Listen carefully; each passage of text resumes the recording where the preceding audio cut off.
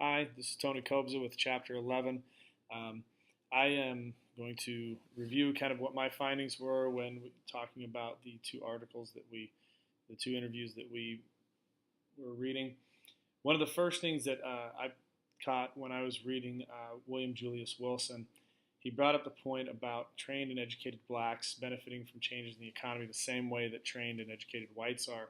And I hadn't really thought about that before, to be completely honest with you, where there's a lot of things that have been happening in political avenues such as affirmative action that was intended to balance scales for all blacks when actually it was kind of more of it was helping those that were already educated, those that were doing well.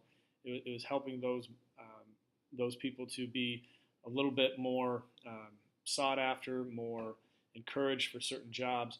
When the people who were really needing the most help were those that were um, living in violent crime areas and neighborhoods that they were really struggling with, and they were individuals that some people did not want to employ. So that was something that really caught me as I was reading what his thought process was.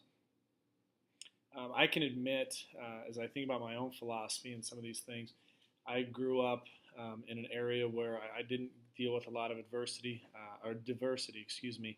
Um, and because of that, I had a certain way of thinking, a certain thought process.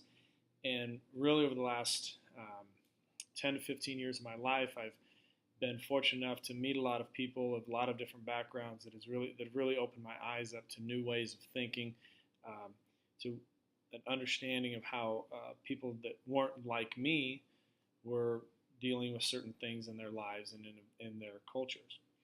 Um, in the last 3 years, I've taught at Omaha Benson High School, and we are a very large low-income school as well as a very large minority school, and that has really been a great experience for me to understand and learn a little bit more about what the culture of my students have and are dealing with. And I think because of some of the things that I've seen with the way some students have with role models and with family members, they're not always the greatest opportunities for my students to succeed. And I question whether there are some things in place that really help them, not uh, not that education and policies aren't helping them, but I question whether there are some things that really are helping them close the gap or excel and become um, more likely to be at the higher end of what this article is talking about. When changing the gears a little bit to the other article where Kojal was talking about a head start for every low-income child starting at the age of 2.5, that would really be impactful, in my opinion, to help students who are otherwise going to start kindergarten 1, 2, 3 years behind their counterparts because maybe what their experience at their home was. And those first few years are so important to make sure that students are getting as much opportunity to learn and to grasp some of the concepts that, unfortunately, if they go into kindergarten without, they're behind. And it's going to be a process for them to get caught back up. Um, when talking about President Obama and whether or not the election, where his election to president impacted diversity and equity, I think it was yes. I think it impacted it both positively and negatively. A lot of people who had lived a long time who'd never seen any president other than a white male, they finally saw an opportunity for other races, other cultures, other whoever, maybe even genders, as we move forward. They finally saw someone other than what has always been told to them what that individual is going to look like.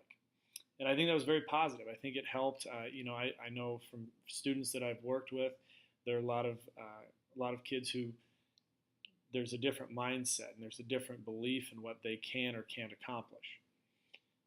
I also think that because of his election, because of his campaign, he got a lot of people. His campaign got a lot of people involved who maybe weren't involved in politics before, and they weren't really focused on voting or some of the different issues that were coming, but because of his popularity, because of his process, a lot of people wanted to see what he could do to help change maybe where we were at as a country, as a society, and see how we could move forward. I do, though, believe that from an equity and from a diversity standpoint, I do believe there are some negative implications, from his being elected. And there's a lot of people in this country that are very discriminatory to not just blacks, not just certain genders or cultures, but towards many different people for whatever reason it might be. And a lot of it's out of my own personal opinion is that a lot of discrimination is based on fear. And it's a fear of the unknown, a fear of what you don't have experience with, whatever it might be.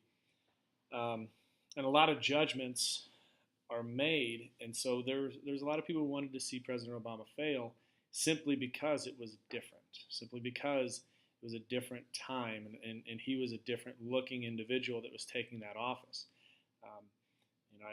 I've unfortunately seen a lot of my friends that I have on Facebook or Twitter. They don't stay friends very long with me, but there's a lot of hate, and there's a lot of things that are said that are just very ignorant and very biased against a whole group of people. And so because of that, some of the views are driven that it's less about the qualifications of him as a president. It's more about what color his skin is and how that's impacting positively or negatively our country. I've seen comparisons of his time in office to that of socialism and communism, and I think there's a lot of people who would never make those statements against someone if they were a white male, as what we've had for the last couple hundred years in the office. But I do believe that because he was successful and because he was able to be president, it not only woke up a lot of people who didn't believe they could be in that get that opportunity and was a positive influence, but I also believe it woke up a lot of people to just how maybe how much discrimination they have in their heart and how much they believe that there are certain people who maybe aren't as good as them based on just simply color of skin, which is a sad mindset. So as we move forward, I guess from this, I was really impressed and interested to see how so many of these things from the early 90s, mid 90s in these articles, it really still hits home 20 years later. And hopefully we see more progress as we go forward when it comes to race, when it comes to low income, and it comes to opportunities to help students and young individuals succeed. And we will keep fighting the fight, and hopefully, we see positive movements in education as we go forward.